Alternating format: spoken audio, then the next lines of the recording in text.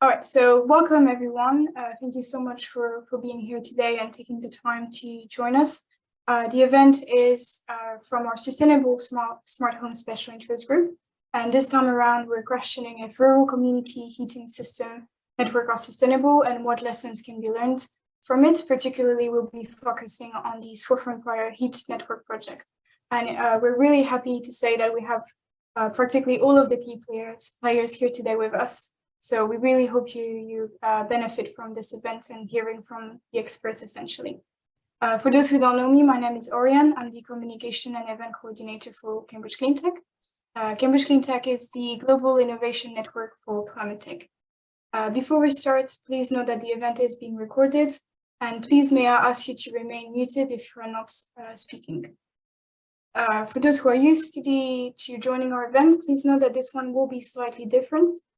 So the event, this one will consist of the presentation, and then we'll have an extended Q&A session. We won't have any networking session, so only the presentation and then the Q&A. We won't have any breakout rooms. If you have any question, we'll be delighted to take them in the Q&A session. Please put in the chat question and then whatever question you have. If you have a specific question to a specific speaker, please, if possible, mention it. So for example, question to Sherill, and then you mention your question. So yeah, just whilst we're waiting, because I see that there's still a few people in the breakout room, in the waiting room, I'll just very briefly mention our next event, which is Cleantech Venture Day. So Cleantech Venture Day is essentially our flagship event. It's a pitching event where the top 18 SMEs who have been selected, you can see them on the left, will pitch for funding. So it will be seed, Series A or B funding. The event will be held on the 11th of January at Canary Wharf. So if you're an investor or a corporate venture capital or any type of investor, please do have a look at it. We are selling quite a few tickets, so if you're interested, please have a look at it before the end of the year. So yeah, I'll move on to, so this is the agenda, as you know, and I'll pass the mic to Peter. Peter, over to you. Thank you, Auriane. Yes, if we could just move on to the next slide. Okay, well, welcome everybody to what is probably our 12th online event for the Sustainable Smart Homes Special Interest Group of Cambridge Cleantech. We have actually, in terms of the Sustainable Smart Homes Special Interest Group, we're focusing on obviously sustainability, retrofitting existing properties and new builds, all aimed at meeting the 2050 carbon net zero targets. But we're also looking at using smart technology where possible, and of the various other 11 sessions we've had over the last few years, there's been quite a lot of new technologies come along, which we've been able to showcase in that respect. But we are actually focusing on homes and not on commercial buildings, but that is a big target. We've got something like 27 million homes to actually deal with, which are going to require deep retrofitting and installation of renewable services in order to decarbonise the homes in that respect. And it's very appropriate that today we're going to be talking about community rural heat networks. And I'm just waiting for the next slide to come on. Something I should have said beforehand, there's also a LinkedIn group, which is on Sustainable Smart Homes. So if you're on LinkedIn, just do a search on Sustainable Smart Homes, and you get onto that group and you can register your interest in being part of that group. But as I was just about to say, we're actually going to focus on looking at community heat networking and their sustainability. Very appropriate, I think, today, because the Meteorological Office, as far as the east of England is concerned, has issued a cold weather alert, a level 3 cold weather alert. I think level 4 is the highest. And that will start at 6 o'clock tonight. So hopefully it won't be too cold, but it will go on until Monday the 12th. So very appropriate times talking about heating networks in that respect. So the focus of this webinar will be looking at what is a fairly unique project, probably one of the first of the kind, which is the Swaffham Prior Heat Network, which is in East Cambridgeshire. For those that are not familiar with Cambridgeshire or East Anglia, roughly northeast of Cambridge and roughly south of the small town of Swaffham. That's where the village of Swaffham Prior is. We're then going to look at what are the opportunities of scaling up and challenges for other heat networks. So we've got, as far as Swaffham Prior is concerned, we've got a number of speakers. We've got Emma Fletcher, who actually, it was her idea in the first place. And she's going to talk to explain how it actually, from an idea, developed into a project and involving the development of a community land trust, or under the Community Land Trust. And then we've got Cheryl French, who it actually is going to talk about from the Cambridgeshire County Council's perspective, because Cambridgeshire County Council has been very much involved in managing to acquire funding from the national government for this scheme, and she will expand more upon that. And then we have Miles Messenger, who is the Energy Engineering Director of a company I can never pronounce properly, but Bouygues. Hopefully I've got that correct, Miles. And followed on by Mike Barker, who, although he's down as a homeowner, is actually also one of the directors of the Swaffham Prior Community Land Trust, and has been very much involved at the beginning of the project as well.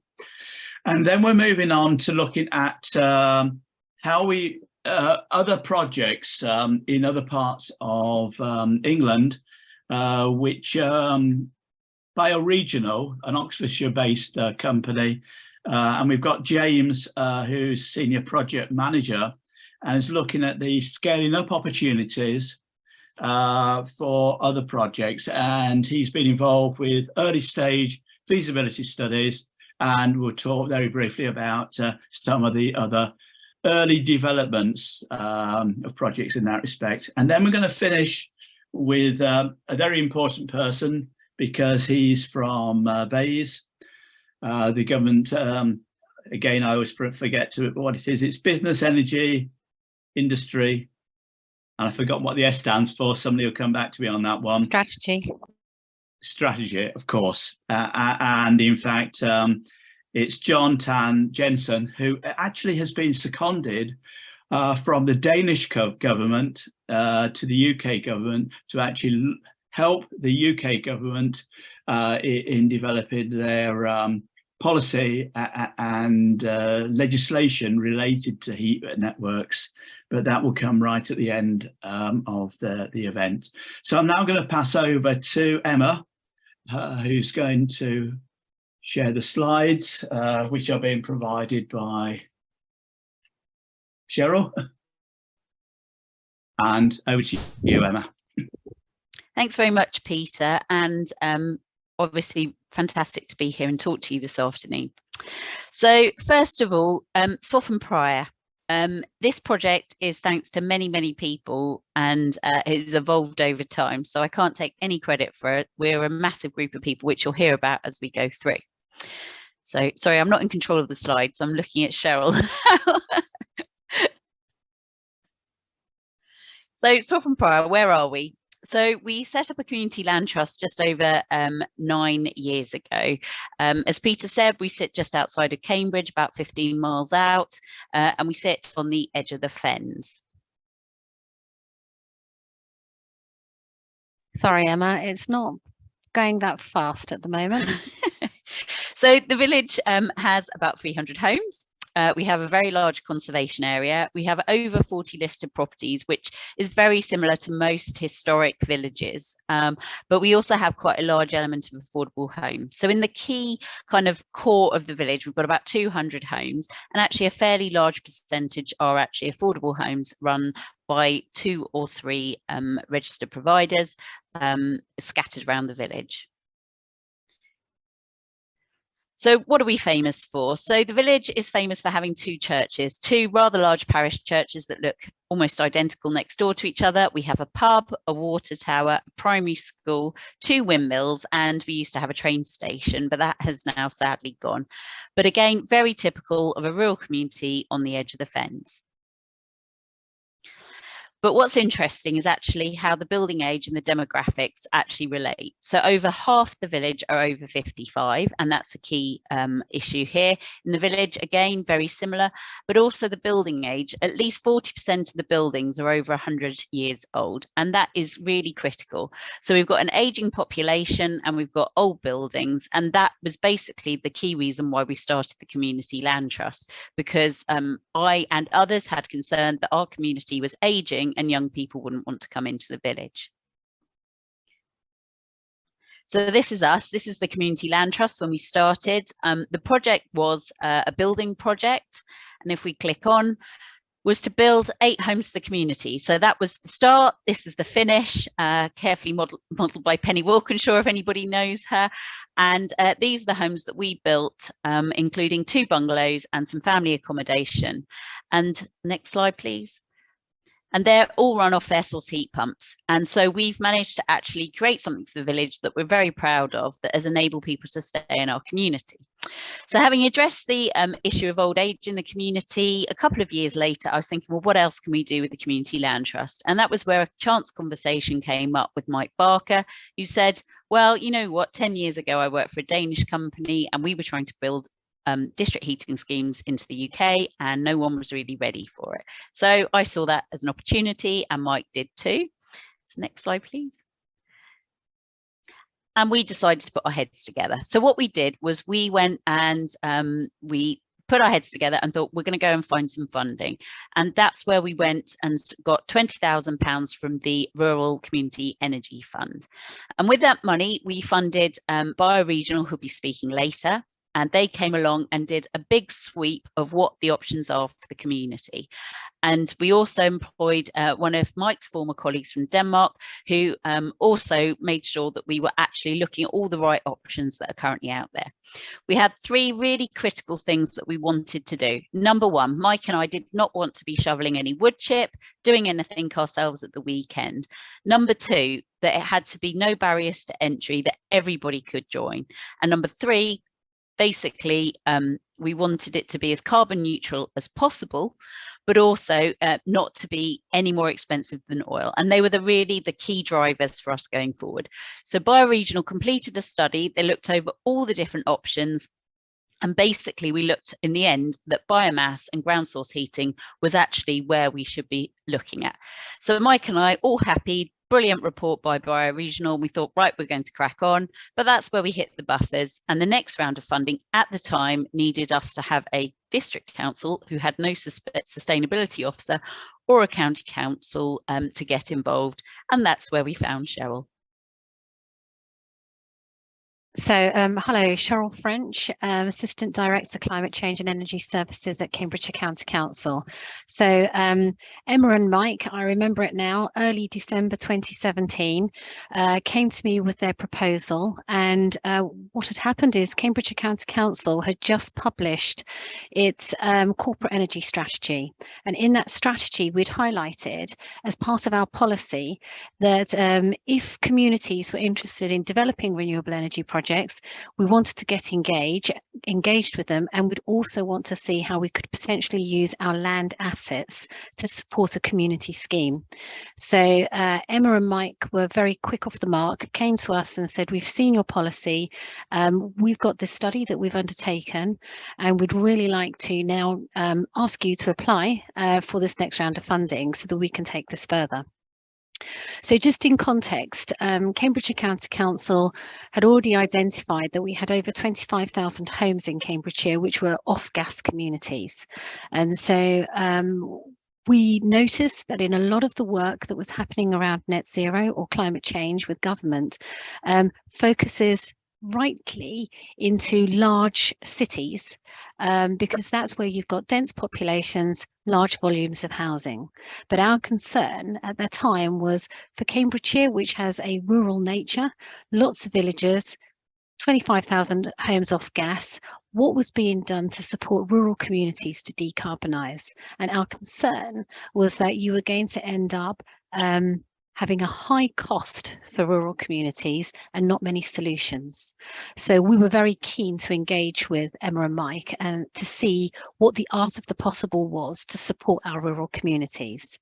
As a team, we already had experience working with Bouygues and Miles, who's coming on next, developing large energy projects. And so we had links, we had contacts with suppliers, and we had a procurement in place that could potentially take this to the next phase. So what's been key to the success here is that actually it has been a collaboration. No one party between Swaffham Prior Community Land Trust, us as Cambridgeshire County Council, or Bouygues could have done this without each part of us playing our specific role in the solution.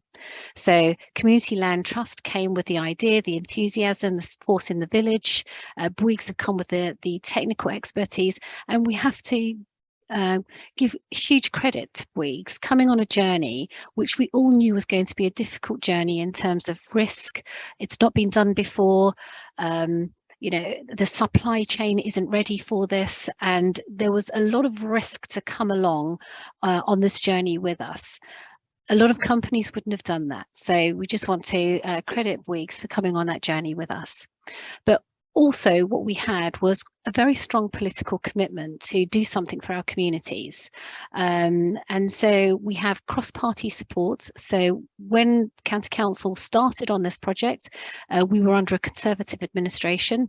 When the project has been going through the construction, we've been in a joint administration, but there hasn't been a fault between starting in a Conservative administration and moving to a new administration. There's been support all the way through and a willingness to work through the problems, and very much a can-do attitude. And actually, the politicians have also been brave, taking risks, putting in money, putting in investments in a market that hasn't got much certainty at that point. So I just wanted to highlight that because that's a really important thing for future community projects, is how you engage your local authorities and how they support you. So after Emma and Mike went and got their first bit of money, we had to then apply, and it had to be through a local authority, to the Heat Network Delivery Unit. So this is a part of BEIS, specially set up to try and help support and grow the heat network market. So we applied for, it was £60,000 altogether as the total project cost, of which BEIS or HNDU would give you roughly 2/3 of the money. And this was to go through a techno-economic feasibility study. So Emma highlighted that it was between biomass and heat pumps, to really look through those two options to work out what those look like, pros and cons, and to try and make a decision on how to move forward. Actually, what really came into play here was we also shared the options with the parish council, and they were very clear that they didn't want the biomass straw burning plant solution, but wanted to go down the ground source heat pump route and the air source heat pump route, because there was concerns about vehicle movements through the village. Match funding, that at the time was the combined authority, the Cambridgeshire Combined Authority. And one of the things that came out of that co-funding was that in villages like Swaffham Prior, where you have oil tanks, you don't have good data around consumption of oil, because when people fill up their oil tanks, they might fill it up when it's a quarter full, or when it's a 10th full, or even half full. So it's very difficult to get a very clear sense of how much demand for heat there was in the village. So we ended up putting heat meters into, I think it was about 6 different properties, to try and see if we could get some very accurate recordings of data to help us, or help Bouygues in their designs. So that was investment 2. Just to warn you, we've got 7. So I'll go through the next one quickly. So investment 3, after the techno-economic study, it was then applying for more detailed development funding. We put in a bid again to BEIS, Heat Network Delivery Unit, and we asked for more than we actually got initially. And why BEIS didn't give us the full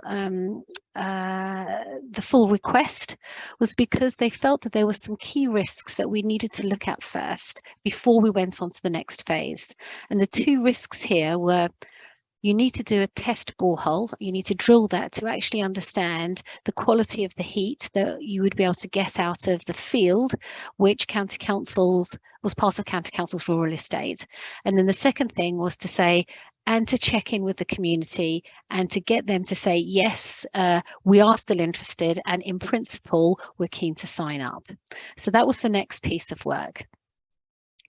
Next investment, this was to do the detailed work. So this was about trying to prepare and submit a planning application, go through all the technical studies, start working on the commercial agreements with the tenant farmer. So Cambridgeshire County Council had a tenant farmer.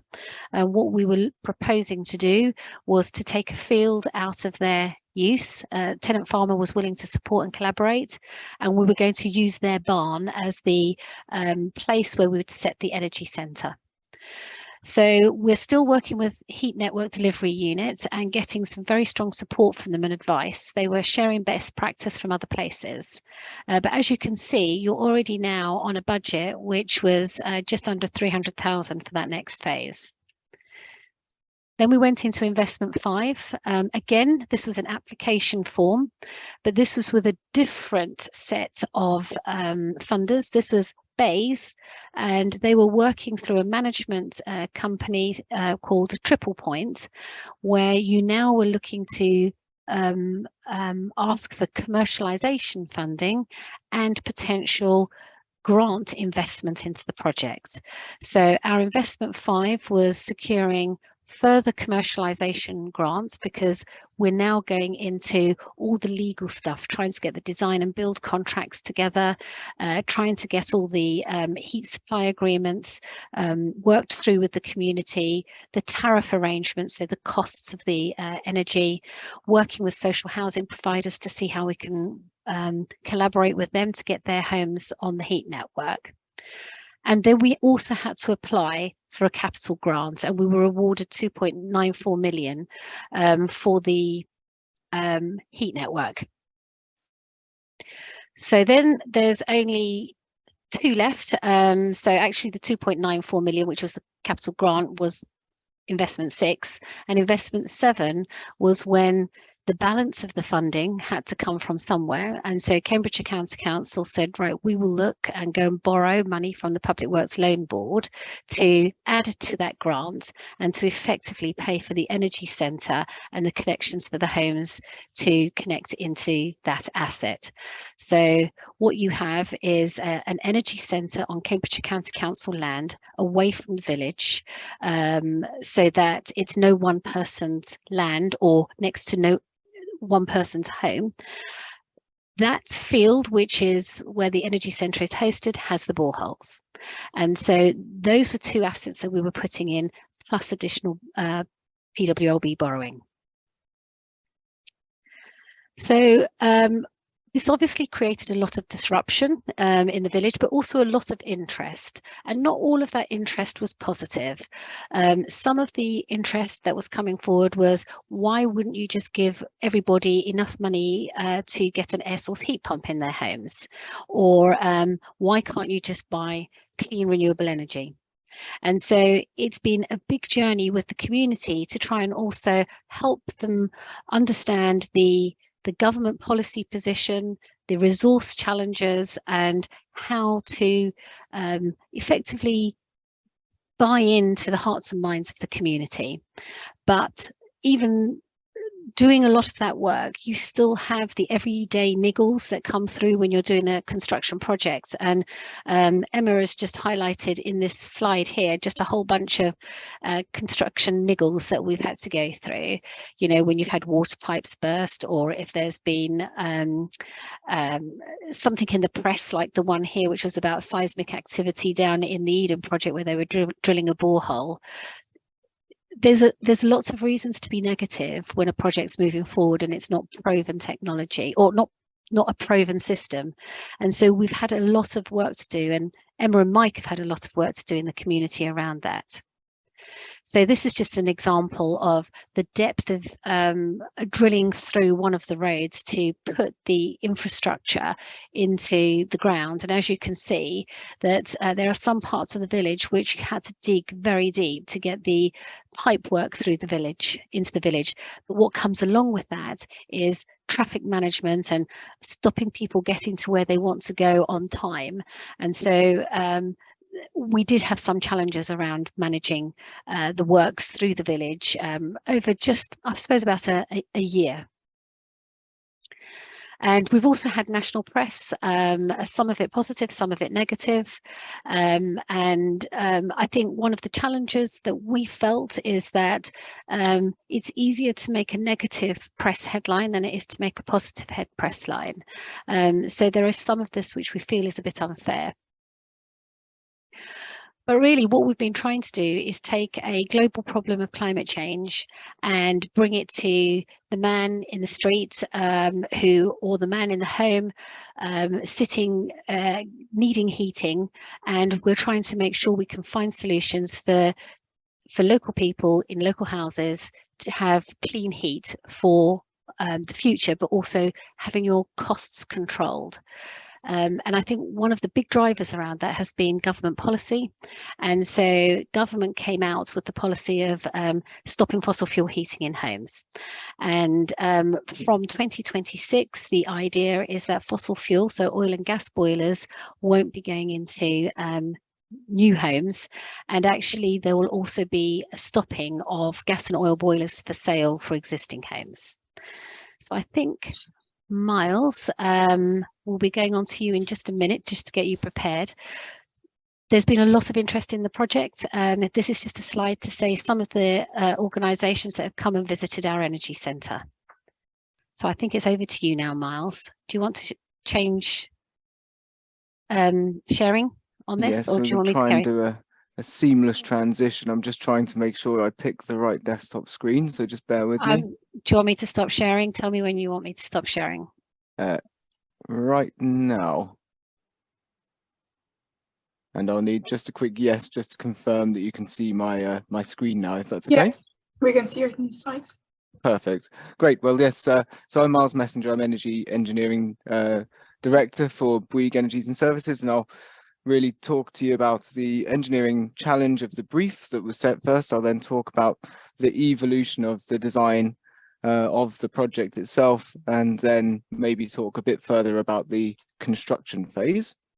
So just to capture and maybe comment on the original point made by I think it was Peter Bates, that Bouygues is pronounced B-W-E-E-G in English, Bouygues. There are lots of vowels and consonants that are unnecessary, but that's how we pronounce it here in the UK. So as aforementioned, so Bouygues was responsible from taking the RCEF brief and developing it all the way through the design into construction. We will also be responsible for the operations and maintenance of the scheme for the next 10 to 15 years, but also we're providing a performance guarantee, and that means that we are responsible for the efficiency of the delivery of heat to the community, as well as its availability and a number of other engineering parameters. So we are very much responsible for this beyond just the construction phase, and have a real ownership and invested interest in the success of this project. So just to recap on the original brief, and Emma, you picked up on this earlier as well, it was to establish options for a low carbon heat network to serve the village of Swaffham Prior. And as Emma said, this also needed to be a cheaper form of heat than the oil and LPG currently used within the village. This evolved as I think the urgency to reduce our carbon emissions increased. And by the middle stages of our design development, it translated into a zero carbon heat network, again with the requirement for it to be lower cost than the oil and LPG currently in use. So there are some real fundamental challenges with providing an engineering solution for this type of application, which I'll talk through. And Sherill, you mentioned, you know, cityscape heat networks are something that are conventional, that they've been done time and time again, whereas we haven't seen this in rural communities in the UK. So this was the test bed for potential rollouts. I'm going to talk about some of the reasons why it's not done. So this is going to sound quite negative, but it frames how we've had to work really hard to find the right solution. So I'll start with the thermal energy demand. We have a very sprawling village. What we really want when we're dealing with heat networks is a high energy density, not having to travel too far to serve each representative and have each member of or each off point, and having a large amount of heat to supply to homeowners. So having a sprawling village such as Swaffham Prior created that challenge of having to run a long distance of pipe work.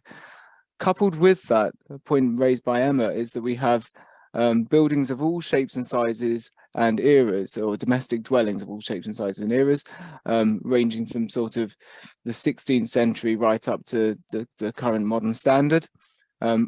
We needed to find a way of being able to retrofit a heat supply into all of the properties in Swaffham Prior without the need for substantial improvements to the building's fabric.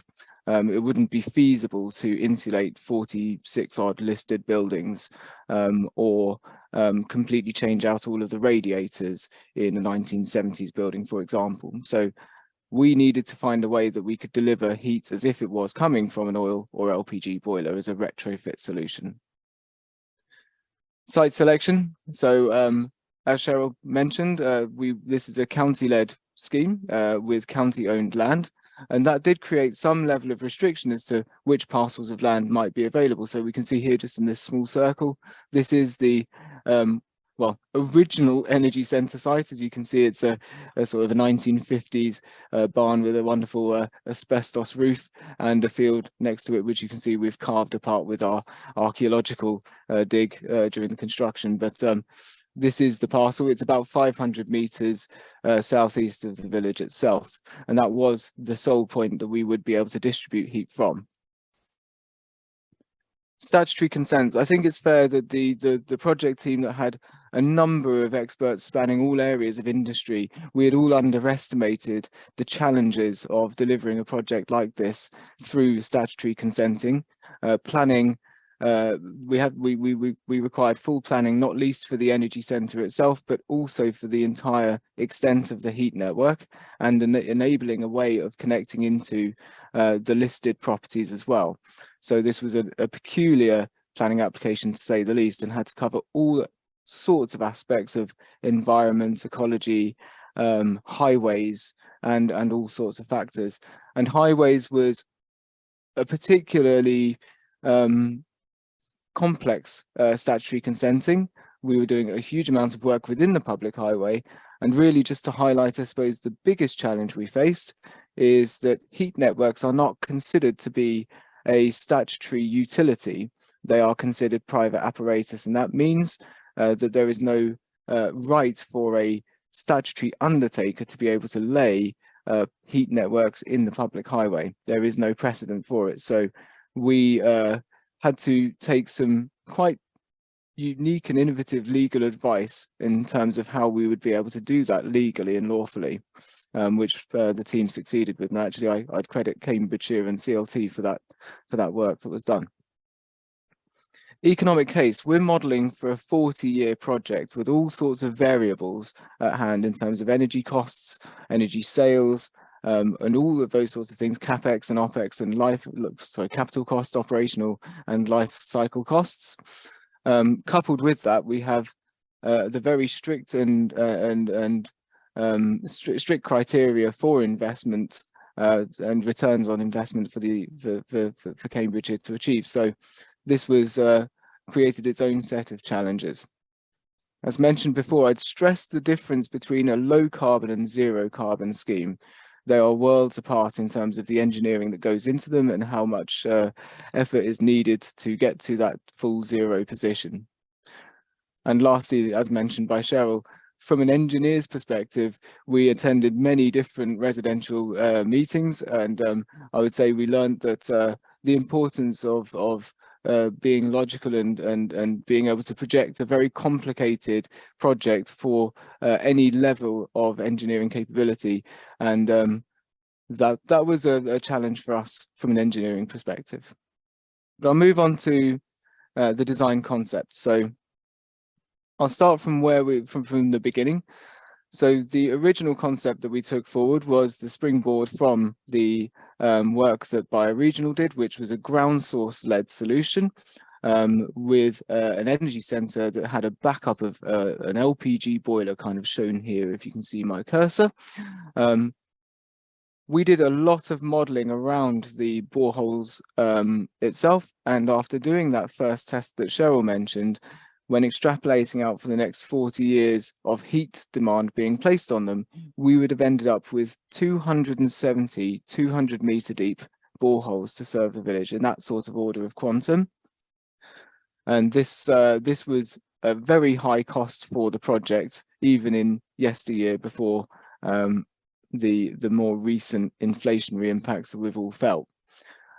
We had a conventional thermal storage and distribution arrangement that then served each individual property, and a big grid connection to the energy centre, all very conventional. One of the justifications with going for this huge array of ground source was the renewable heat incentive. Now, the renewable heat incentive is effectively like a feed-in tariff, if you're more familiar with that, for solar, for example, where you are rewarded for the volume of heat that you generate through this source through central government. Now, the business case very much was anchored around that revenue that we would get from the use of the ground source. And unfortunately, probably about a third of the way into the engineering development process, it was announced that the renewable heat incentive would reduce quite substantially for ground source. And in fact, air source would become not equal, but more favourable than perhaps economically than ground. But we looked at I think one of the key innovations that we brought, although it seems so obvious, it seems not to have been done before, is to look at both sources and use both of them for their benefit. So ground source is very good during the winter. It's stable, it's not susceptible to extreme cold conditions because we are 200 meters below Earth. Air source, comparably, is extremely good in the summer when there's a high air temperature. Of course, it's completely proportionate. So what we did is then model, what if we have two, we have air source and ground source, what is the ideal combination of the two? And what we found is by taking just the spring and summer loads off the boreholes, it would give them a chance to replenish, but a bit like crop rotation, that come the following winter, we would find that we would have much more heat available because it's recharged itself. That enabled us to reduce the borehole array from 270 to 130, whilst maintaining around 75% of the load placed on the ground source. So the ground source was still doing most of the work, but we were reducing the boreholes by more than half. And that was a really compelling thing for us to have found. As I said, we transitioned from an LPG boiler system to a zero carbon, so that meant getting rid of all fossil fuel appliances, and we replaced with an enormous, in simple terms, immersion boiler, which will cost a fortune to operate, but is a good backup. It's a robust tank that if everything goes wrong, that will maintain heat to the village. Mal, sorry to interrupt, just under 1 minute left, please. Oh, crikey. Okay, well, I'll skip forward then. We quadrupled the size of thermal storage, and this now acts as a huge capacity bank for the village. It effectively means we can rationalize how much plant we have and be able to chuck in a huge amount of heat over short durations into the village itself.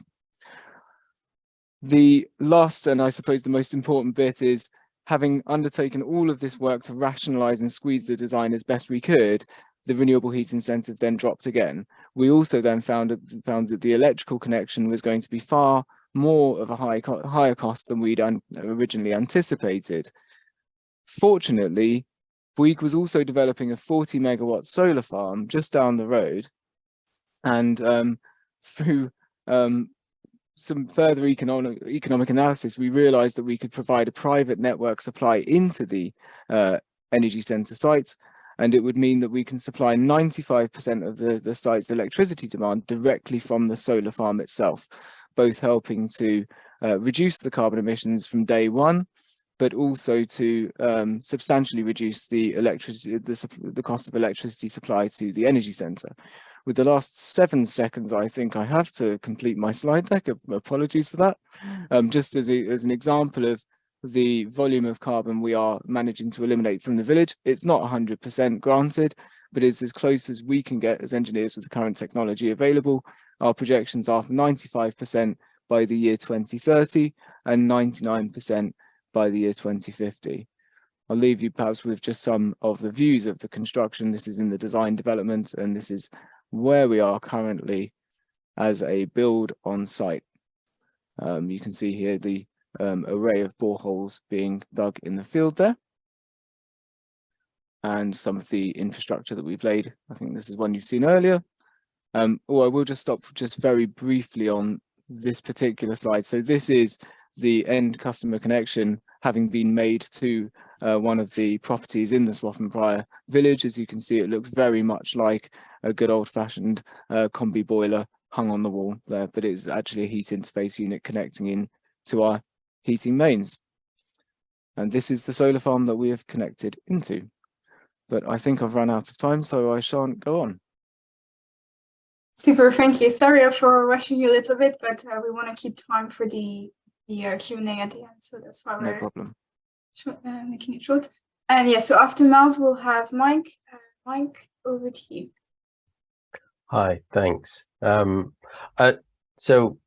role really in this is really just to talk about the customer connection side of things from the community point of view. So as well as being a CLT director, I'm one of the first few houses that have been connected in the village, and that work is ongoing.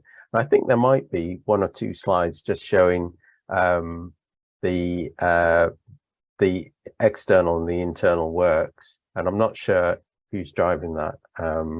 I think I've got a version here, Mike. Perfect. Thanks, Miles. So this is my house. There's a mini digger in the garden. Basically, what happened? Obviously, the main early work was laying the initial network across the whole village, but the tertiary connections, so the external works and the internal works, are all happening pretty much now.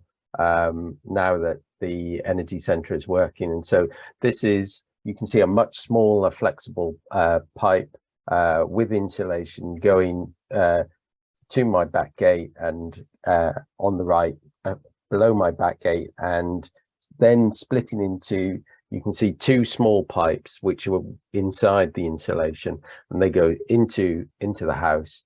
And you can also see at that point also my boiler flue, as was, and my my car electric vehicle charging point, which is nothing to do with this scheme, but is on the same wall. So very tidy work. That was all done the first week, and the second week, basically, once they'd finished, they capped out those off, and then we had the internal works done over 2 days. So the first day was removing the oil boiler and making sure there was space and pipes for the heat, the HIU to be put in place.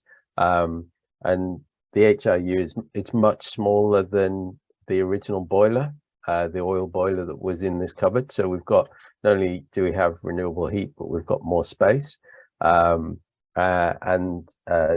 There's the meter on the right, and some very tidy pipe work. The contractors, Hutties, did an excellent job for us. And fundamentally, on the second day, the HIU was put in place, tested and run, and basically then we were away. So now the house is fully renewable heat. You can see there's the new tarmac made good, the new drive, new gravel. It looks fundamentally like no work was done. It's a really good, tidy job. So I think the customers who have been connected so far are really pleased with the work. And fundamentally, inside, you wouldn't know any different. You turn the hot tap on, it's hot water. You turn the heating on, and the radiators are hot. It's all working really well. So I think from a community point of view, as we connect the households, they'll be really very pleased. And the early indications are just reading the meter and trying to work out the billing should be pegged just below the expectations of what we would pay for oil. We're yet to get our first bill. That should come in January.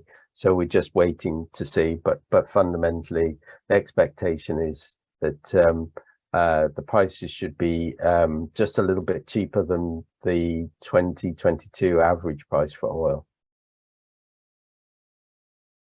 And I don't think there's much more to say. Okay, super. Thanks, Max. Thank you so much for the That's insight. okay. It's very useful to hear your perspective as well. And then, so after Mac, we'll move on to James. James is from Bioregional, and James, I'll let you introduce yourself. Hi everyone. Just to apologise before I begin, I've come down with a bit of a case of the flu, so if I do start coughing or sneezing violently, just bear with me. I'll just share my screen quickly. So we've been working, we worked on the original feasibility study Swaffham Fire several years ago, actually, before I joined Bioregional. We've been working on 4 subsequent projects quite recently, and I think today really I'm going to talk very briefly about those 4 projects, sort of some of the solutions we've sort of been finding in those 4 projects, and also looking at what we think the sort of potential for this technology from a scaling up perspective are, in terms of how this can help solve the UK's challenge of decarbonising heat. Here we go. It's a little slow. So the first project which we actually started on was in a village called Whittington and Fisherwick, which is in Lichfield in Staffordshire. And this was a village heat network we decided to utilise the chalk aquifer that sits below the village. And interestingly, we approached this and came out with a very similar solution, but independently to what Bouygues came out with in terms of the hybrid plant. So Mars has already talked about the benefits of having ground source and air source operating in tandem. We found precisely the same thing when you're using an aquifer, having the aquifer to deal with the worst case winter loads, and having the air source heat pumps that can operate at a better efficiency during the sort of like spring and summer periods actually works really well.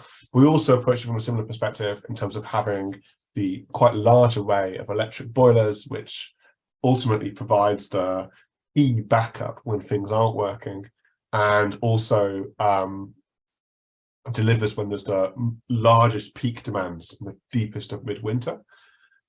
We estimated that this was going to be approximately a £30 million upfront cost for a network and the plant, but this is for more like a 1,000-home village, or in fact just around a 1,000-home village.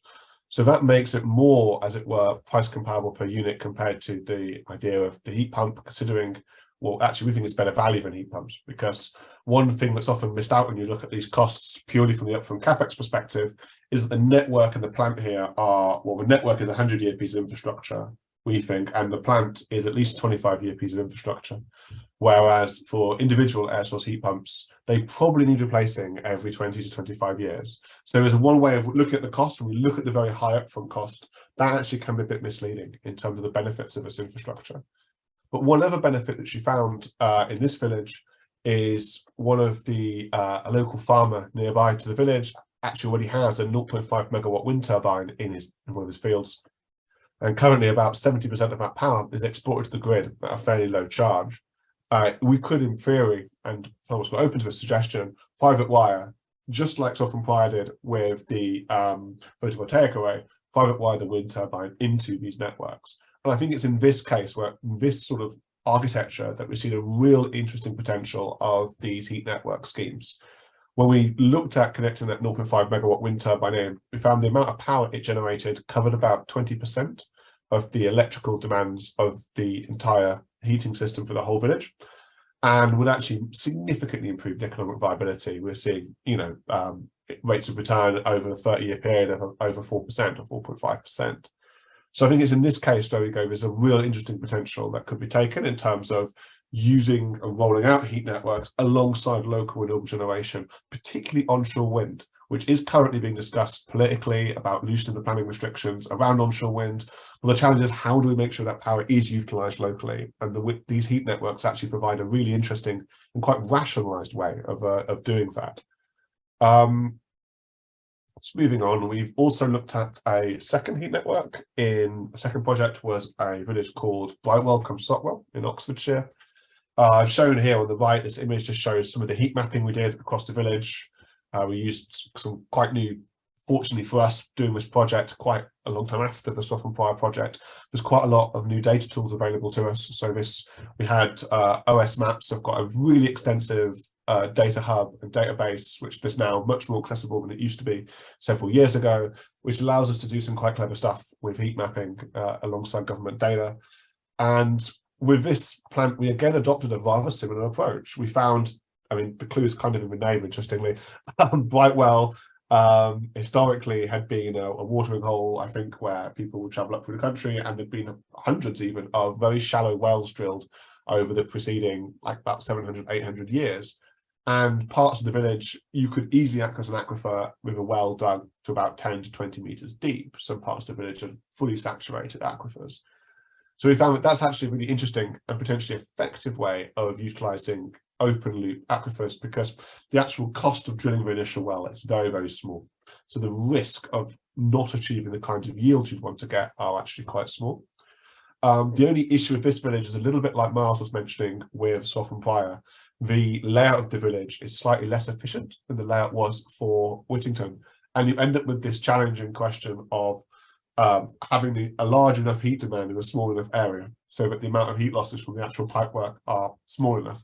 We think it was still just about viable in this case, but it's definitely part of a challenge of rural networks. And I feel one of the challenges of taking these forward and scaling them is identifying the right villages where this needs to be done or should be done as the right type of solution. Just quickly, on the third project we looked at was this one in Jensen. This is also in Lichfield, actually just down the road from Whittington. And this gave us a very interesting opportunity. You can see in this image here, there's an old borehole, which was part of South Staff's water infrastructure. This borehole was originally commissioned in 1891, and it's delivered potable water up until about the 1990s. In principle, it's still fully working, but it hasn't actually been in use for the last 2 decades. But this borehole has a huge amount of yields. We could get about 3.5 megawatts of heat from this borehole alone. Bearing in mind as well, we had buy-in and access to the sites and data shared with us from SSW.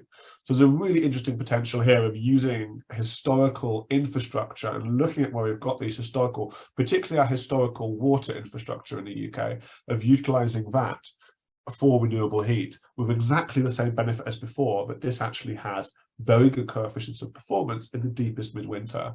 Bearing in mind that this is not the only borehole SSW have had to decommission, certainly not just among South Staff's water, but across the UK. Many boreholes had to be decommissioned because of pollution of the aquifer from farming. And so actually there are many boreholes like this that could potentially be utilised across the UK. And we've recently started work on a fourth and final RCEF feasibility study of this recent pack of work, which is in Kings Langley. We're working with the Grand Union Canal Community Energy Group in Hertfordshire, and they are right next to the Grand Union Canal, and we've been exploring the potential of a canal source, water source heat pump system. We found in our preliminary studies that about 700 kilowatts of useful heat could be extracted from the canal, which is a reasonable quantity, but we think actually the current analysis is quite conservative, so we're looking for more. But they also happen to be right next to the Ovaltine factory. And this factory, as part of their production process, had many boreholes that had been dug, and they actually, again, have a phenomenally high yield. We're quite lucky in the UK to have quite a lot of actually very high yielding aquifers that have almost across the board not actually really been utilised. So scaling the solutions, I think I've got 2 minutes left. I guess I'll talk very briefly about some of the opportunities and challenges of deploying these solutions at scale. I think in one sense, they provide an opportunity to provide a zero carbon pathway to very hard to retrofit rural homes. As Miles mentioned, some of these listed buildings with very, very different types of construction process can be very hard to retrofit to a good level of energy efficiency. and very challenging because of that to integrate individual air source heat pumps into. So with the case of HRUs and heat networks, the integration is relatively straightforward, as Mike sort of showed with his pictures and story about how the heat network integrated into his home. The other benefit is it operates a rationalized point of connection for the electrical grid. All the electrical demand comes at one spot with one point of connection, which can also be rationalized with renewable generation, as was the case for Swaffham prior. So this can reduce grid reinforcement costs, which are going to be phenomenal over the coming decades, and at least at the moment are expected to all be placed on consumers, though it's not clear how that's going to work. And finally, I think really the benefit, which I think is really worth iterating on, that's not the right word, but there's a large amount of thermal capacity within these networks. So we're looking at 200 to 300 meters cubed of thermal storage. There's a thermal battery of about 10,000 kilowatt hours, which can provide about 4 hours of the heating load alone in the peak midwinter, which is one benefit in itself when you've got dealing with the intermittency of a significantly greater amount of renewables on the grid. But also by running an open loop water source system or the ground source system from prior, we can achieve COPs of greater than 3, even when the air temperatures outside are -5. So for example, this evening, we're expecting temperatures to be stagnant at -5 in London, I think it's going down to -2, -3. ASHP units are going to be operating at COPs of less than 2, probably down at closer to 1.5, unless they're extremely well set up. Hence, you're looking at least a 30% less grid load, if not even more, by producing or following a system like this compared to air source heat pumps. And one of the great challenges of decarbonising heat in the UK is what happens in that peak winter condition. When you don't have as much wind available, you've got next to no solar available, and we can't just rely on peaking gas plants. Oh, that is my time up. But very, very quickly, some of the challenges. There are hundreds of RCEF feasibility studies that have been completed, and there's currently no easy way to move them forward. RCEF stage 2 has been cancelled, and going for HNDU funding is challenging. It requires buy-in from a very active county council partner, and in some councils we're finding they probably just don't have the resources or the skills or necessarily the interest into these projects, and we're finding that to be a challenge, taking some of them forwards. And also we think really there is quite a significant amount of community buy-in that's required. However, given the amount of resistance that you see in the media to decarbonising of heat, to heat pumps, to various kinds of approaches, we think the fact that significant amounts of community buy-in are required is not surprising. People are nervous about changing a heat solution from technologies they're used to and comfortable with, particularly at something like heating the home. And actually approaching this from the perspective where you are trying to get community buy-in as you do the decarbonisation is maybe actually a positive. It might actually lead to a more collaborative, let's say, decarbonisation agenda. I'll stop there. Was that all right? Okay, super. Thank you so much, James. So after having a look at the opportunities and challenges for other rural heat network by James, now we're just going to have a look at the international perspective. So John, over to you. So John is the Senior Policy Advisor of Clean Heat Directorate at BEIS. And as Peter mentioned, he's seconded from the Danish government to the UK government. John, over to you. Can you see my screen now? Yeah. Great. Thank you.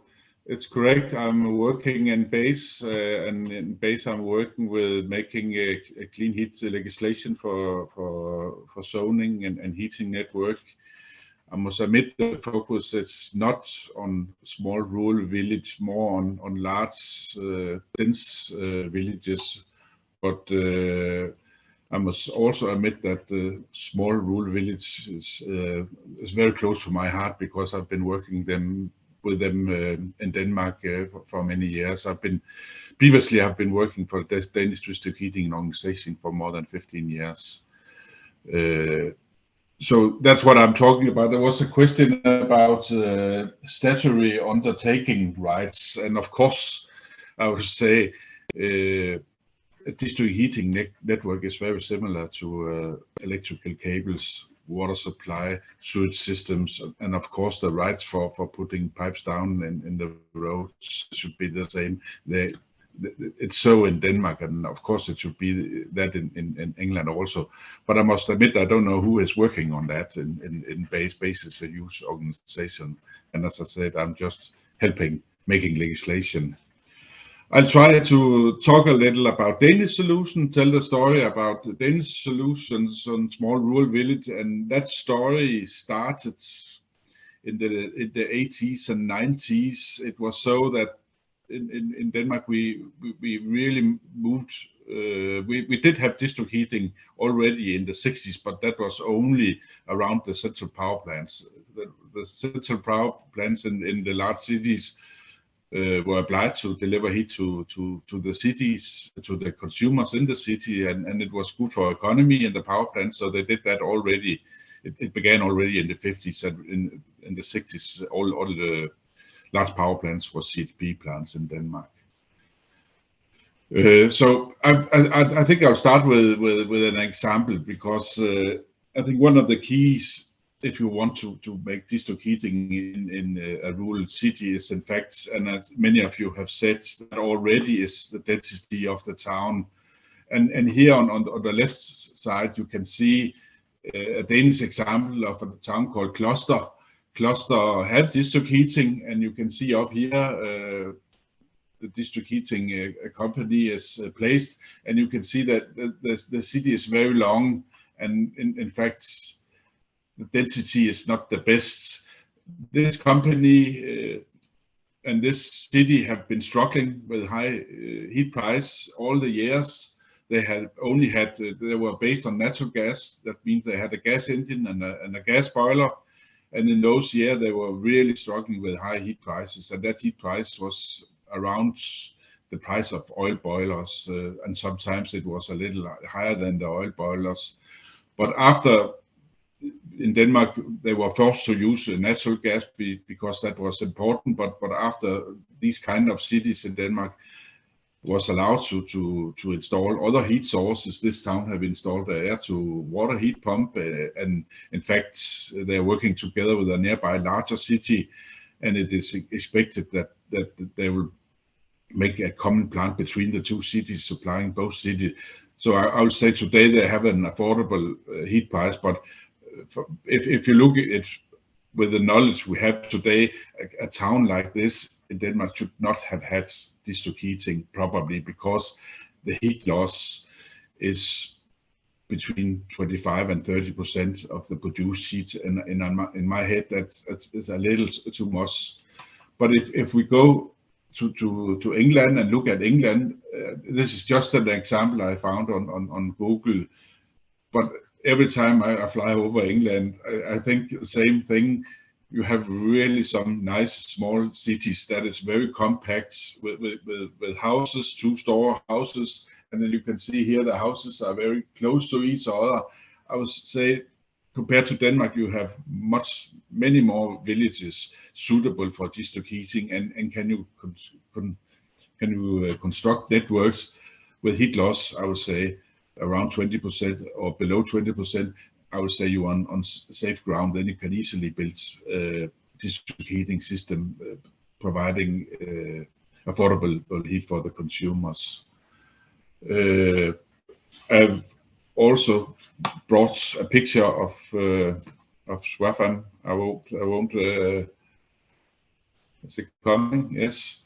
I won't use very much time on that. Only you could see, and it was also said, I think it was by James, that the density of this city is okay, but it's not perfect, but it's okay.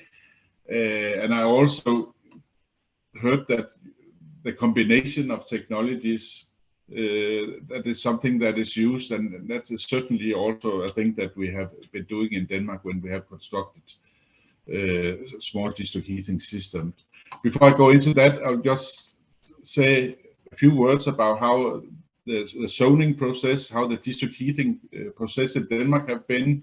It was so in the 80s and the 90s. You can say that the cities with high density, they were designated for district heating, and then the local authorities, they were obliged to build district heating, and you can see all the purple dots here is buildings having district heating, and the blue ones is buildings still having oil boilers. In Denmark now, these oil boilers have to be removed before 2030, after that, the whole city probably will be district heating. But what is also going on in Denmark now is that the zones, because we had a district heat zone here, and then the rest of the city was in fact designated for natural gas. Now we are making a new heat planning process, and because we want to get rid of all the gas boilers, and a city like that, the whole town now probably will be district heating. But also in many communities, we start to look at, can we take some of the small communities outside the city and plan for district heating and make transmission lines to these cities. And that's also a thing that's happening in Denmark at the moment. Then I'll tell you a story. In Denmark, we have around 400 district heating companies. The 50 largest cities are owned by local authorities, and that means the 350. The rest of the 350 district heatings, they are in fact owned by the community, the same way as I heard it was in Swaffham. And that's a very good solution because this consumer ownership is in Denmark at least ensuring that the heat price and the solution that is chosen is a very good solution, that it works very well with the democracy that you have in the small community. Before I tell you about Jensen, I'll just mention we have an island here, and we have another island here. This is Læsø, and this is Ærø. Those two islands has already in the 90s started. They wanted to be total independent of fossil fuels. Already in the 90s they started that work. And if you want to see good examples of how you can make energy station and energy solutions on islands, and at the same time use the local resources in a way so that you don't have to import electricity or fuel. For instance, Læsø here, they have their own district heat. They have district heating system in I think 3 small towns, and this district heating system, of course, is based on the local straw from the farmers, meaning that the farmers are given revenue from that, and the local people have cheap heat. On top of that, they have built their own wind farms, and in fact now they're exporting electricity to the mainland. Down here, it's solar collectors they have been focusing on, but also store boilers. So if you want to see how it works in small communities for new cities, I would say take a group from the city and ask the Danish embassy in London, can we arrange a trip to Denmark to see how it works, and go there, because if you see it for yourself and have an idea, can this be possible? Can we succeed with it? I think then it's much easier to get the people in the villages accepting that this can be a way to go. Now I will say a little about Hvide. Hvide is at the moment my favorite example in Denmark, and I'll tell you why. Hvide, in fact, Hvide means white sand, and the reason for it's called white sand is because it's on the west coast of Denmark. You can see there's a beach here, and the city is more or less, it's sand everywhere. You don't see very many trees there because the wind is always blowing.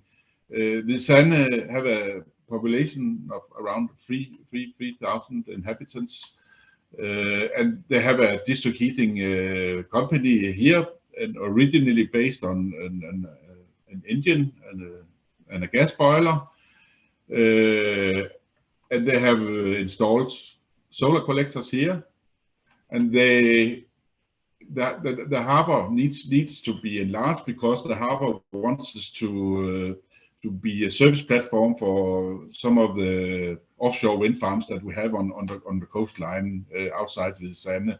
So they want to get a larger harbor financed, and then the district heating company and the harbor chairman, they were sitting together and they found out, why don't we build 3 large, huge wind turbines here, and normally it's impossible to build wind turbines so close to a city. But in this case, the 3,000 inhabitants in the city are owning the district heating network, and they are owning the wind turbines. And everybody agreed on building these wind turbines.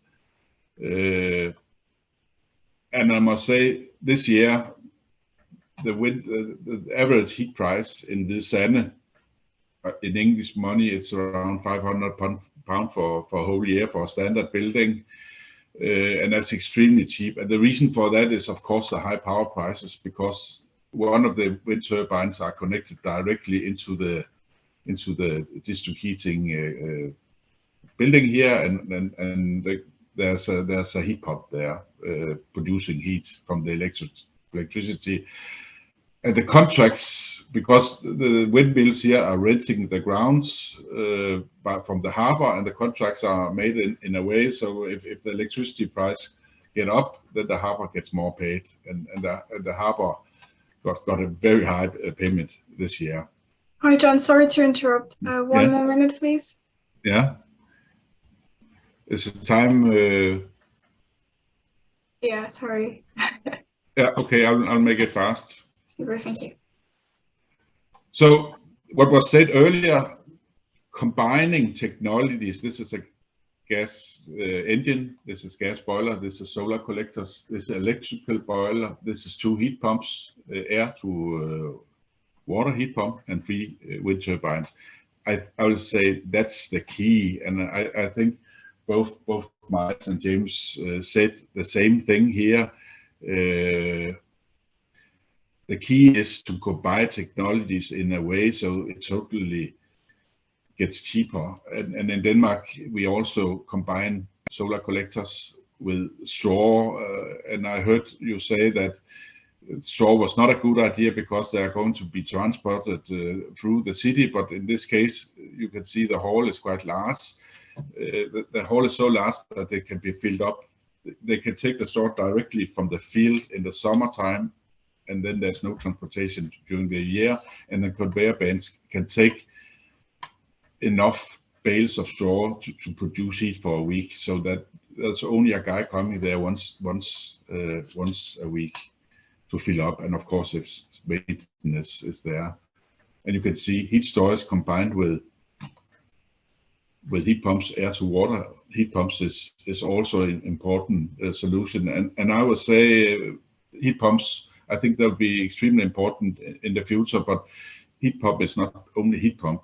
There's difference between the refrigerants, and in Denmark we have found out that the CO2 heat pumps based on CO2 refrigerants, they're in fact better in winter time because they can better take the heat out of the cold air than the ammonia ones that we normally use.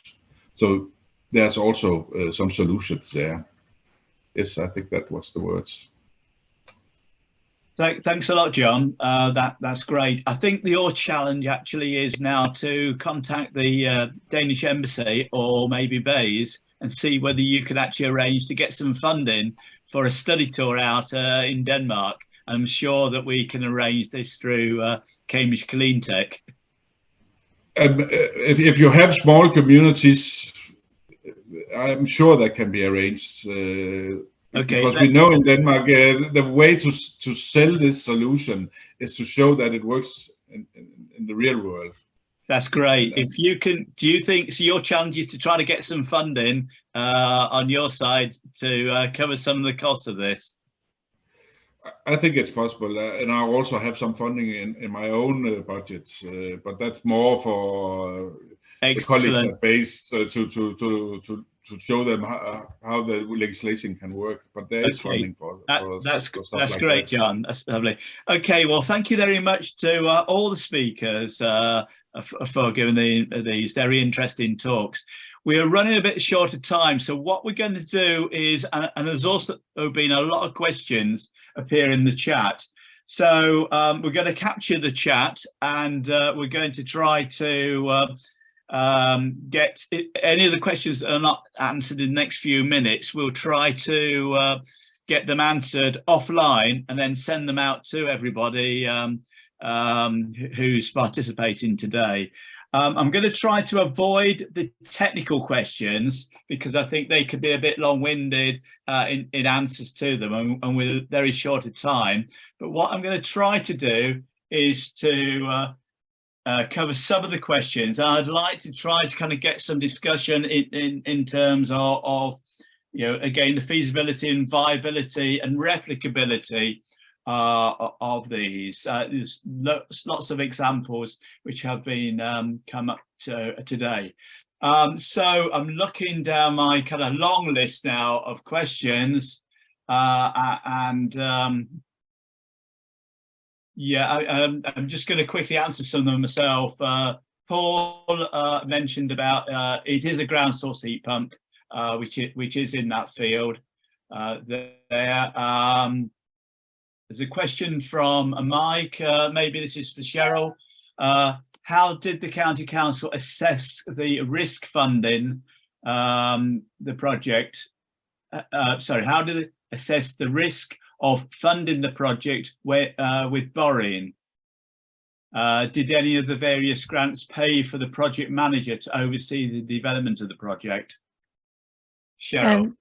Yes, hi. So with the development budgets, so the budgets that we got through from the Heat Network Delivery Unit, as part of the condition for that funding, they asked that external project managers were appointed to, technical project managers were appointed to manage the development part of the project.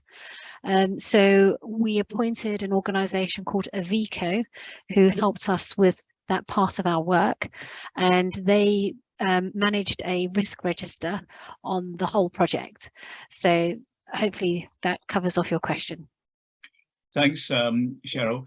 In answering Sandra's question about flooding of the fens, I think I'm right in saying that Swaffham Prior is probably what we describe as an edge of fen village, so it's a little bit higher than the rest of the fens itself. If the fens do flood, I've got problems. I need to get a boat between Ely and Swaffham Prior in that respect. Moving on to questions for Miles. Natalie's got a question. What solution are you using for thermal storage? Just good old-fashioned tanks, actually. We did look at different types of thermal storage, but this remains as being the most cost-effective. Okay, and what encouraged you to take part in the project?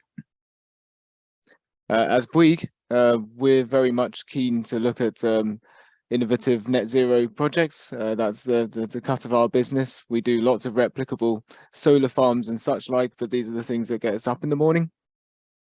Okay, and from Dave, wasn't it very expensive to put 10 kilometres of cable from the solar farm? It was, but having said that, if we think about the difference between the retail cost of electricity now in the heady heights of 40 or 50 pence compared with the wholesale costs of maybe, well, not even half that, the difference between having to draw in from the grid at high cost, 40, 50 pence, compared to generating our own was substantial. So that paid for the cable within a reasonably short duration.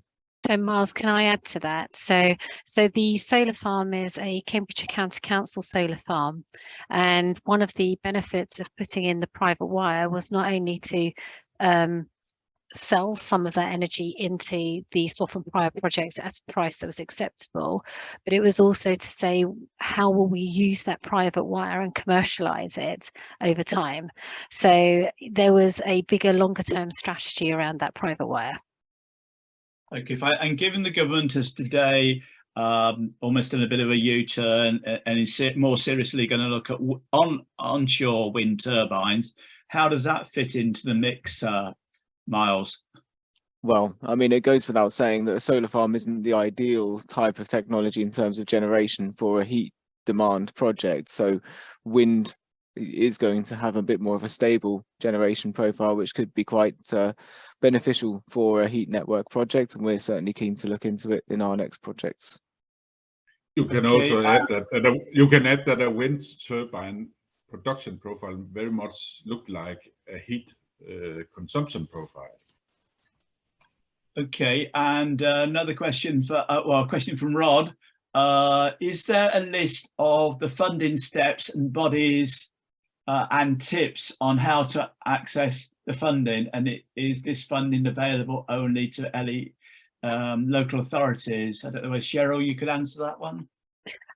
Certainly it was initially when we were applying, but we started back in 2018.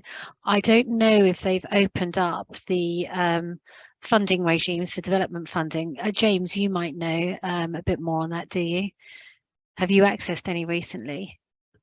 Well, we're also struggling on the funding side. No. Okay, so there's a difference between development funding and obviously having to match fund that compared to then obviously putting the financial package together to fund the solution. So were you meaning the front end bit on the development budgets? Is that the discussion? Sorry, it was more I guess it was more in terms of guidelines. The question was from Rod. Yeah, so I think trying to access some of these funds does take quite a lot of work. Some of that was supported by the work of the Community Land Trust initially, by having already gone to the community and demonstrated that there was a community desire for a project, which helped give us, let's say, an edge in our application when we were applying for development budget funding. Okay, a question from Kate, possibly to James, but maybe maybe for Emma as well. How are the tariffs decided and managed, and who manages the billing? Yeah, I mean, I think it's the county council that's managing the billing of these. I'm assuming is the householders that Kate's talking about. So once a householder's had it put in being connected up as such, who is that? Am I correct in saying it's the county council in this case that is actually managing the billing, Sherill? Yes, yes. So there's a heat meter installed. So through Bouygues connecting the householder, there's a heat meter. We get the heat meter readings and then we produce a bill on the basis of those readings. We went through a consultation with the community around the tariff structures.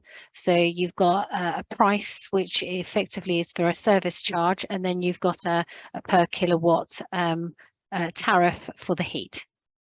And another question from Kate: are the costs of repairs to drives, gardens, etc., included in the install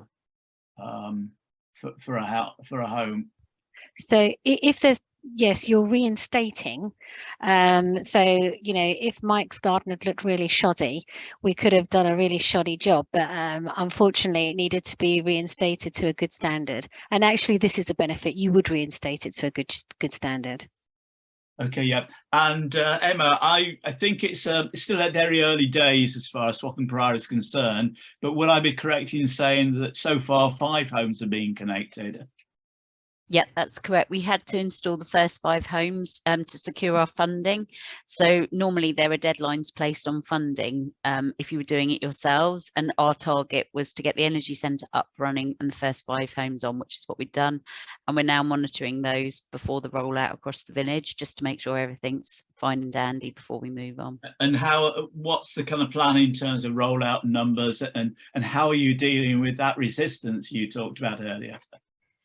The resistance to the rollout, well, we've had more people apply since it's actually been approved, so it's quite nice. And despite a number of naysayers, I think people have now quietly realised that this is actually a good thing, mainly due to energy prices going up.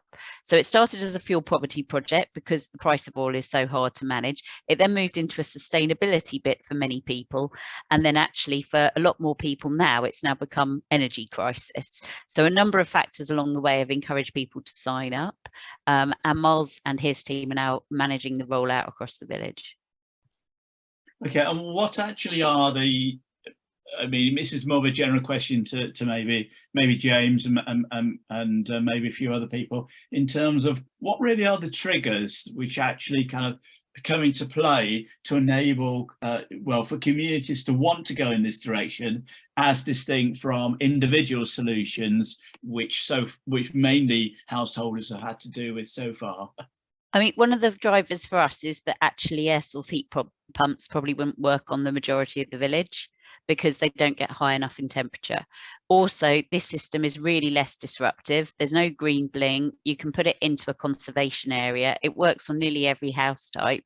And actually, we've also encouraged the housing associations to apply for grants to improve their housing stock as well. So it has been a full-on 360 review, and it's encouraging people to improve their homes. But I think a community system also means that we change together, very much the Danish model. In 25 years' time, if the technology changes, we change the energy centre. We're not disrupting the village again. And I think that is really key. So if you want people to change, guess what? Doing it as the community. And I call it the wheelie bin effect. There's a pressure in a village. When you put your wheelie bins out, you never put them out before 5 o'clock the night before. And if you still have your wheelie bins out by midday of the day of collection, you get done in. And I think societal pressure to change together makes things much quicker to happen. I don't know whether anybody else wants to chip in on that one.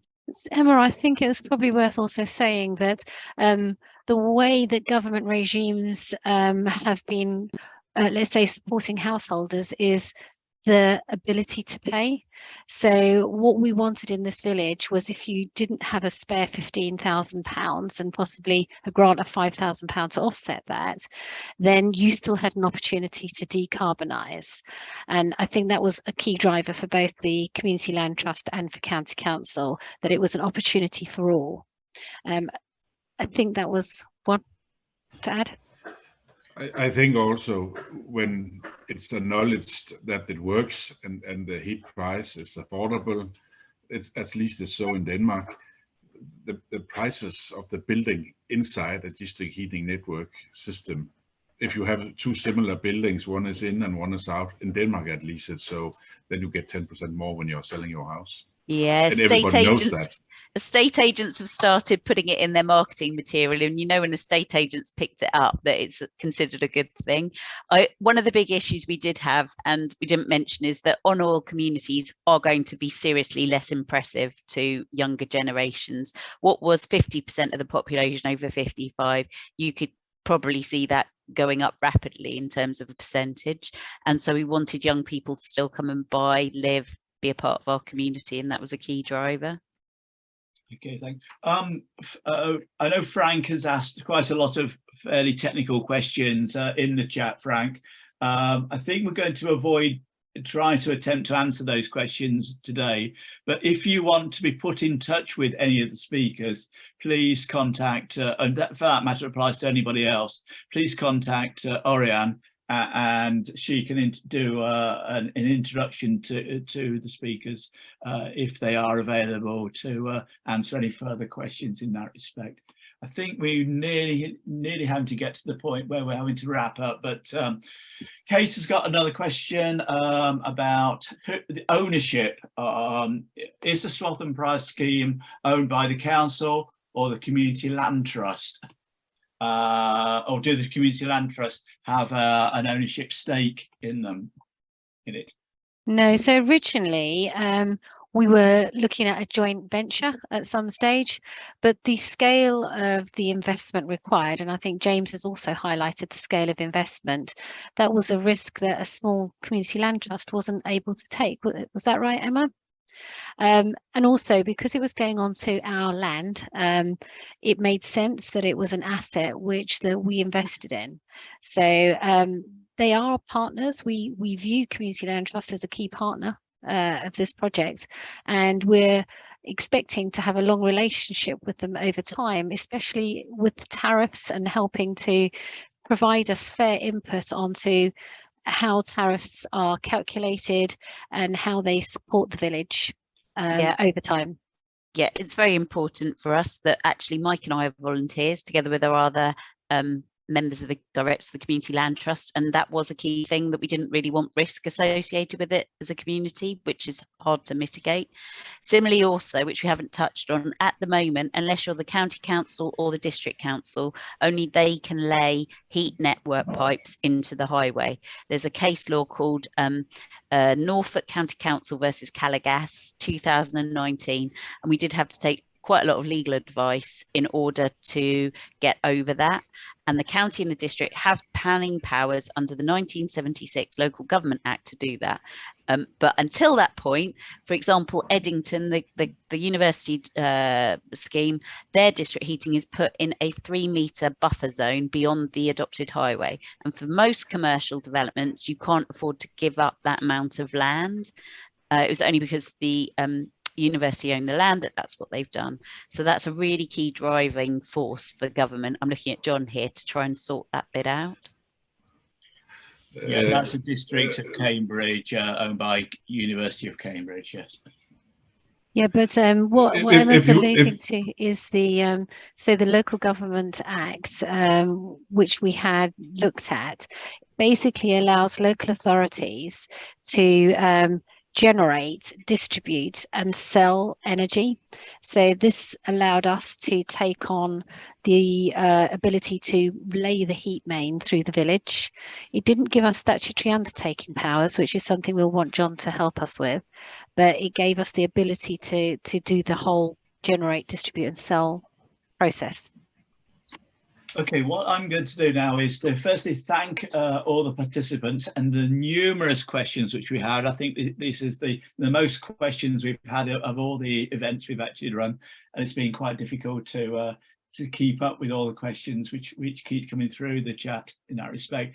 But I want to just finish with perhaps asking all the speakers in terms of, I mean, we were trying to get some form of open discussion about sustainability and replicability.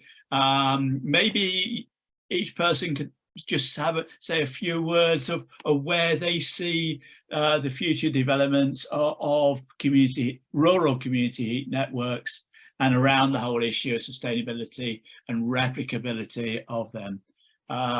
Let's start with Emma. So I want to see more funding available for community projects. I think we all have to recognise that if the communities need to be supported, we need significant amounts of grant funding in order to get the price down over time. So, and also high temperature networks are essential for rural communities. There'd be my 2 asks: more grant funding available for community projects that recognises community, and high temperature networks not to be poo-pooed. Thanks so much. Sherill? I think for off-gas communities, there is an infrastructure deficit already. So I don't think it's easy to design a scheme that is commercially viable. I know, James, you put in 3.5% and perhaps 4.6% with wind, but inevitably it does need some support, a community pot to facilitate from government. Miles? Thanks, Sherill. Yeah, just to second that, I think it's how we consider heat networks at the moment. It's considered part of a project, but actually it's just infrastructure. You deliver the heat network as the infrastructure, like the gas pipes that everyone else has. And actually the economics of decarbonisation of heat look far better from a heat network perspective. I think there's an awful lot to take out of Swaffham Private and an awful lot still to do in the next phases of work that we've got. So I think the main thing for me is looking very carefully about the source of heat, and that's where James, Sheldon, your points that you've made are absolutely spot on in terms of looking at the resources around every project carefully. I think, Miles, you made some pointers for John to take back to BEIS for further discussion, I think, as well. James, any thoughts? Yeah, I mean, for me, the main issue is scaling this quickly. You know, we're in a climate emergency, we need to try and do it as fast as possible. And from the RCF funding, there's so many different methodologies, so many different approaches, so many different tools, and there's very little government guidance at all. So you see loads of different methodologies, and it's very difficult to appraise what are the best projects. We need rapid assessment tools for heat network potential. We need to have better design tools for heat networks so they can publicly accessible so they can scale better. We need much clearer sort of cost information. And crucially, I think there needs to be, as Miles has mentioned about the permitting rights, we need to have a much clearer regulatory framework and protection for consumers at the national level. That will all help. And yeah, I think we just crack on. And finally, John, as a potential major influencer within BEIS. And Mike. And oh, sorry, I'm sorry, I forgot Mike as well. Yeah, sorry, Mike. Any thoughts? Well, look, we've been contacted by a lot of communities who are very interested in doing something similar to this, and I think what we're finding is that it's very difficult for communities to bring these schemes forward and make them a success. And I think that there needs to be a simplified way of bringing these to market to actually deliver them. And I think hopefully over time, the number of tools, the mix of technologies will become clearer as to what the optimum is. And I don't think there's a single solution here. I think it will be a mix of technologies, and each individual community will have a different mix. That's the tricky thing, depending on whether they've got a local aquifer they can drill into or something similar. Okay, and finally, John, as I say, you're a key influencer to influence people at BEIS and have discussions with them. Your thoughts? I must say I'm impressed because the most things I wanted to say, and in fact some of the other also, some of you have already said that, because the key is that find and make the right combination of heat sources, and then build a system with not too high loss. Then I think it'll be okay. Yeah, and of course legislation should make it easier than it is, but there's also a learning curve here. I heard you talk about all the different difficulties by digging the pipe networks down. When the contractors have done that several times, they can do it very fast, and they know exactly what to do and how to avoid the traffic jam and all that kind of stuff. There's a learning curve here also. Yeah, I think that's my word. Thanks a lot, John, and thanks a lot again for all the speakers that have spoken today, and thank you for all the participants and all the numerous questions, where hopefully we can get some of the questions that weren't answered dealt with offline at a later stage in that respect. And if I can just make one final comment before I get kicked out by Auriane, and she shuts everything down. I think my concern is that the focus currently tends to be, as far as the government is concerned, air source heat pumps are the only solution or the key solution. And I think there is a need to look at a lot more other alternatives, whether that's individual appliances in individual homes, or even or community networks, as we've discussed today. So thank you very much, everybody. Thank you for coming, and look forward to possibly speaking to you again at the next event. We haven't yet decided when it's going to be, but sometimes January or February next year. You will be sent details if you're already here now. Auriane will make sure you get further details in that respect. And if anybody's got any kind of key topics they want to talk about, or want the Sustainable Smart Homes special interest groups to talk about, please do come back to us, and we'll see what we can do for you. Thank you very much. Okay. Super. Thank you so much, Peter.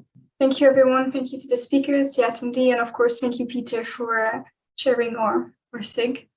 We hope you will enjoy the event, and yeah, we hope to see you soon. Thank you. Well done. Thank you. Thanks you.